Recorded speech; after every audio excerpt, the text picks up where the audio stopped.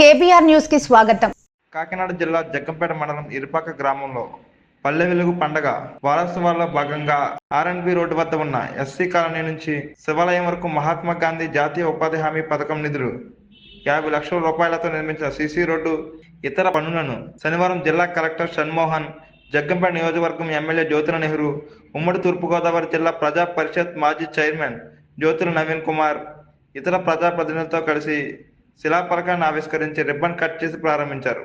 అనంతరం ఇరుపక్క గ్రామంలో ఉపాధి హామీ పథకం నిధులతో కంబాల సూర్యనారాయణ నిర్మించుకున్న మినీ గోకులం షెడ్ ను జిల్లా కలెక్టర్, ఎమ్మెల్యే ప్రారంభించారు. ఈ సందర్భంగా జిల్లా కలెక్టర్ షణ్మోహన్ లబ్ధిదారులతో మాట్లాడి రాష్ట్ర ప్రభుత్వం కల్పిస్తున్న సదుపాయాలను సద్వినియోగం చేసుకోవాలన్నారు. అనంతరం గ్రామంలో ఉన్న శివకేశవుల దేవాలయాన్ని జిల్లా కలెక్టర్, ఎమ్మెల్యే దర్శించుకొని ప్రత్యేక పూజలు నిర్వహించారు.